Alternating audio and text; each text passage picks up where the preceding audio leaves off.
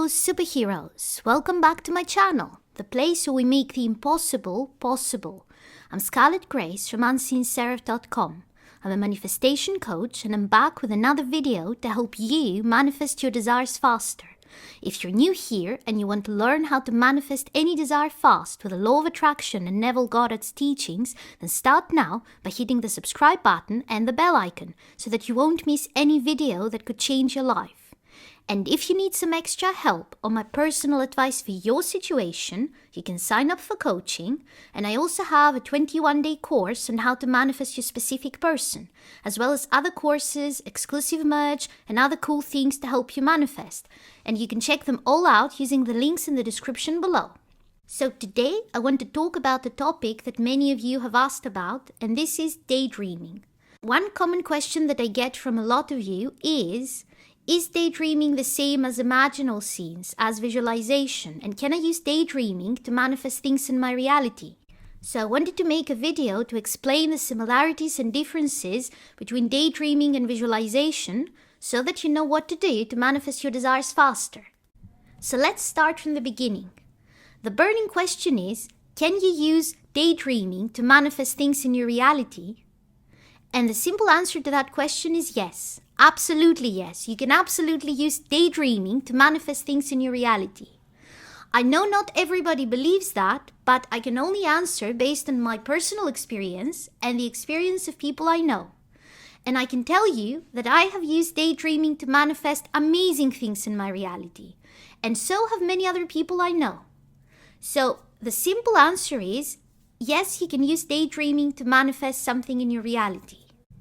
But there are a few specific things that you need to be careful of if you decide to use daydreaming to manifest things in your reality. Because there are a few things that if you do not get right, just like with visualization, just like with imaginal scenes, you will either not get your desire or you will not get the manifestation that you want. So the thing will manifest, but it will not be exactly the way you want it. So let me go through the list of things that you need to be careful of when it comes to using daydreaming in order to manifest things in your reality. And then I'm going to talk about what the difference is between daydreaming and a structured imaginal scene, a structured visualization, and how to decide which one to choose in order to manifest your desire. The number one thing that you need to be careful of when it comes to using daydreaming to manifest, and I feel that this is basically the reason that most people will tell you that daydreaming doesn't work to manifest, is this. There is a huge difference between thinking about something and thinking from something. So when we construct an imaginal scene, we always talk about how you need to make it vivid. It needs to be from a first-person point of view, and it needs to be something that implies that your desire has already manifested. The reason that all those things are important is because you want to create a very realistic image, a very realistic mental movie basically, of already having that thing. Because this will put you in the state of the wish fulfilled. Well, guess what? The same is true with daydreaming. There is a huge difference between thinking of something and thinking from having something. Those two are completely different things. I feel that the reason many people say that you cannot manifest with daydreaming is because they associate daydreaming with thinking about something and not from something. Let me give you an example to illustrate exactly what I mean. So let's say that you want to manifest a very specific car. You want to own that specific car. Now, many people, when they think about daydreaming, what they would usually do if they were daydreaming about that car is they would think about the car. So they would think about the car in the dealership or the car parked outside their house or something like that. This isn't from the end result. So this car could be parked outside your house because someone else parked it there. It doesn't mean that you own it. It doesn't imply that you already acquired that car. You're thinking about the car. Whether it's outside your house or in the dealership or on the road, if it doesn't involve you, it is not after you acquired the car. It doesn't involve you in any way. This kind of daydreaming that many people are used to is not going to manifest your desire. And the reason for that is because you're thinking about the car. So, okay, it may manifest. It may manifest because you may wake up tomorrow and that specific brand of car may be parked outside your house. Was that what you wanted? Was what you wanted to pass by the dealership and look at the car, or to wake up and see the car outside your window?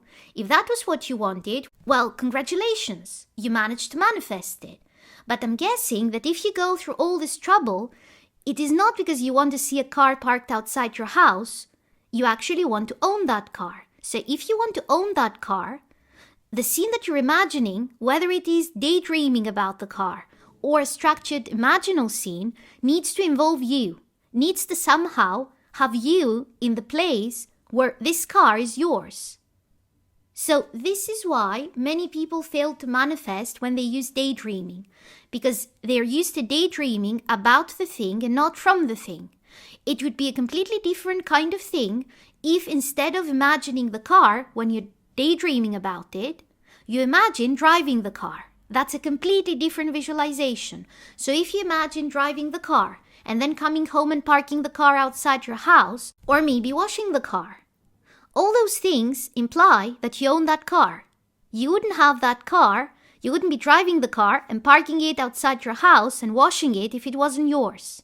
So if you're daydreaming about all those things, they're all from a first-person point of view. You're inside your body driving that car. You're inside your body parking that car in your garage. You're inside your body washing the car. All those things are from a first-person point of view, and all of those things imply that you own that car.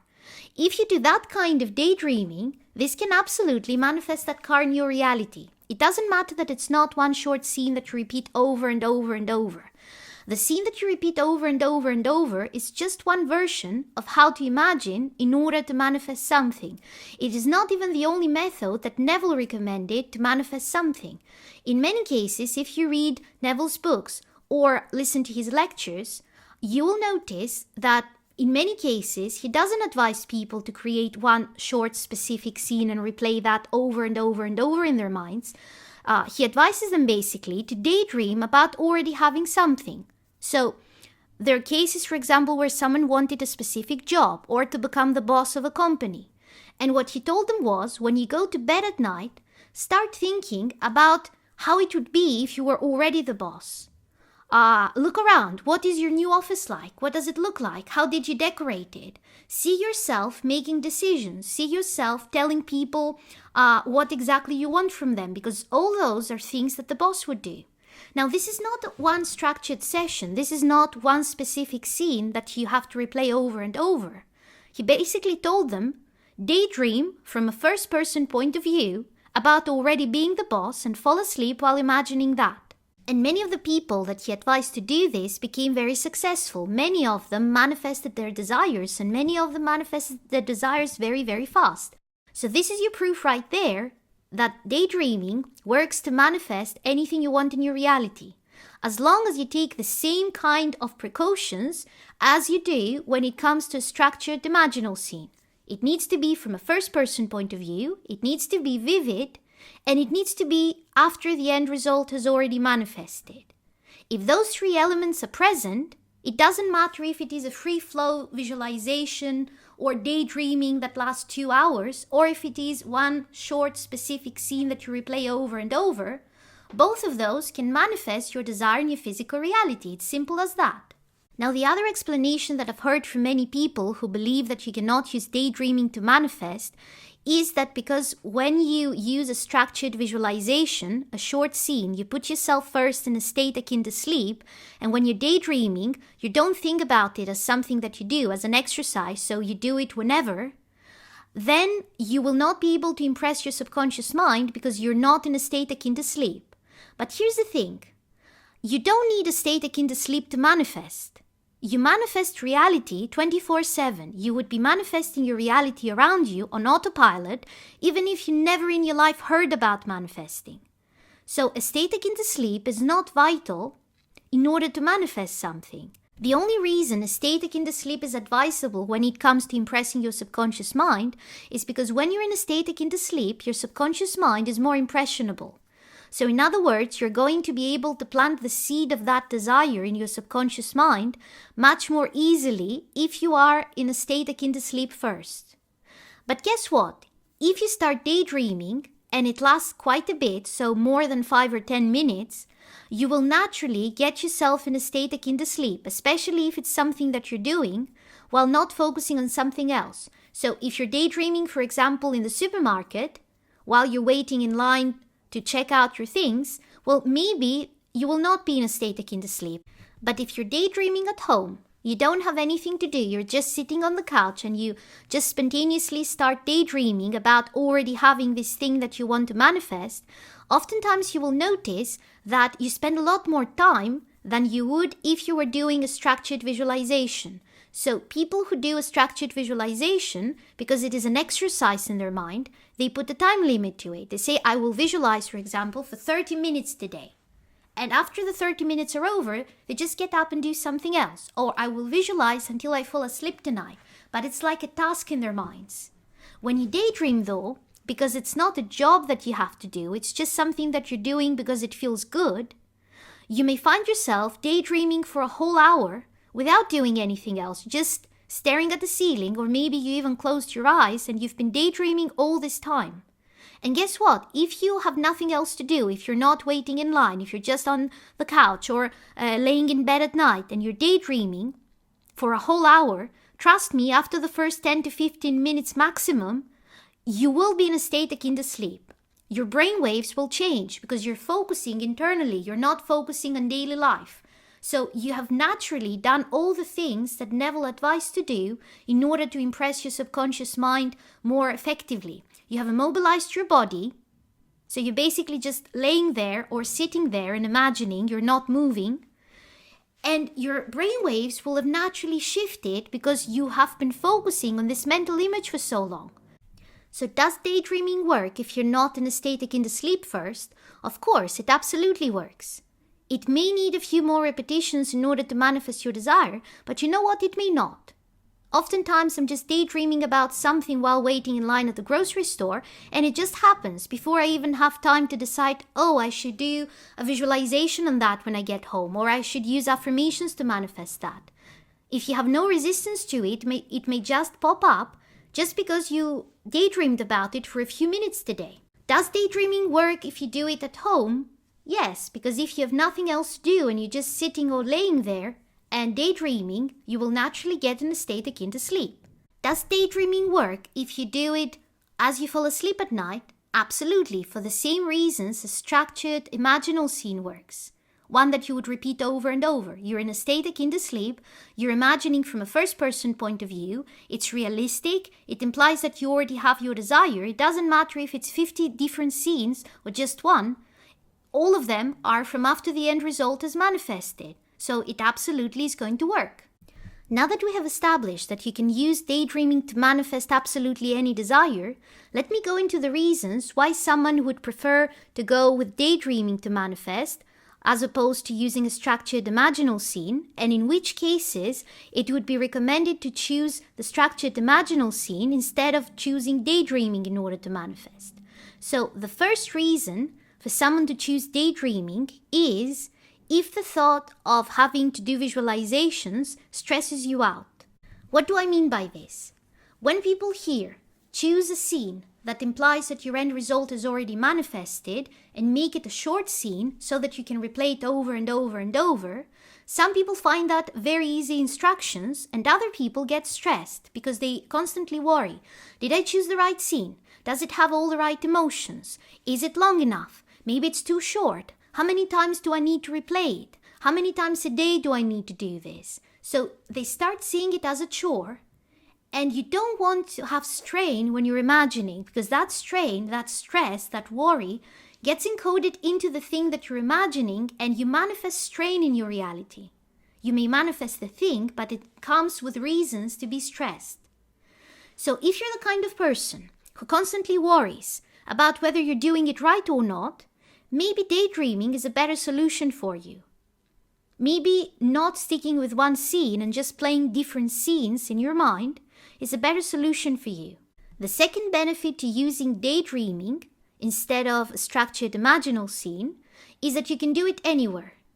You don't have to have a special place. You don't have to be in a specific state of mind. You don't need anything. If it feels pleasant to you to daydream right now about the thing you want, about having the thing you want already, you can do it no matter where you are. It is not the same with imaginal scenes that you need to repeat over and over. And the third reason to choose daydreaming over a structured imaginal scene is some people get bored very, very easily. So no matter how much you love the scene that you create, if you start replaying it over and over, maybe in a few days or a week, it will feel very, very boring because you have replayed it so many times. This is a common problem for many people. And daydreaming is a solution to that, because with daydreaming, you can switch to a different mental scene anytime you want.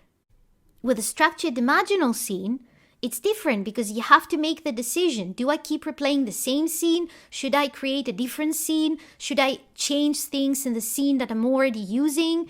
And again, this creates stress. So if you are the kind of person who gets bored easily and would much rather prefer to switch between different scenes, maybe daydreaming is a solution for you. So now that you know all the reasons why someone would go with daydreaming over a structured imaginal scene, let me go over the reasons why it may be beneficial to you to go with a structured imaginal scene instead of daydreaming. The first reason why you may do better with a structured imaginal scene is if you are not a very imaginative person. So some people have a wild imagination and can daydream for hours and come up with all those little details, and it comes easily to them. If you're not that kind of person and you just want someone to tell you, here's a scene, this would work effectively for you to manifest your desire, then you're probably not the kind of person who can easily manifest via daydreaming, and you would do much, much better with a structured imaginal scene, where you know that everything is in place, you have engineered it in advance, you know where everything goes, you know what you're wearing, where you are, what you can hear, what you can see, and you just repeat the same mental scene over and over in your mind. You don't have to come up with anything else. You don't have to be creative if you struggle with coming up with different scenarios. That's the first reason. The second reason why you may do better with a structured imaginal scene is if you're very stressed, if you are prone to having a negative mental diet, if you think about your insecurities a lot and all the things that may go wrong, daydreaming may not be for you. In daydreaming, because you don't have a specific structure that you follow, this leaves room for your negative thoughts to come in. This is not a problem for all people, but some people really struggle with it. And if you fall into that category, if when you daydream, after a bit, your positive thoughts, your thoughts from after the end result is manifested, get interrupted by worries of how is this going to happen, or this would never happen, or even you go from imagining that you already have your end result to reruns of the past. For example, you're imagining that you already are back together with someone, and then spontaneously, after 5 minutes of daydreaming about that, your mind goes into how you had an argument with this person last year, and you replay the fight instead. If this is what happens to you when you go into daydreaming, then you would do better off with a structured imaginal scene, because the structure doesn't leave room for all those negative things to come in. The third reason why you may want to go with a structured imaginal scene instead of daydreaming is if you are the kind of person who cannot easily imagine from a first-person point of view, then it is probably better to stick to one specific scene that you manage to put yourself in a first-person point of view in and replay that over and over again instead of freely daydreaming. So if that's you, if you're the kind of person who really struggles to imagine from a first-person point of view, you are better off choosing one specific scene that you practice a lot so that you can get used to being in a first-person point of view in that scene when you're imagining it, and stick to that one instead of trying to do that with 50 different scenes or 12 different scenes or whatever it would be if you were daydreaming instead. So now that you know the pros and cons of both methods, what is the method that you're going to choose in order to manifest your desire? Let me know in the comments, and if you like this video, then hit the like button, and if you haven't already, then subscribe and hit the bell icon because I put out new videos every Sunday to help you manifest an amazing life.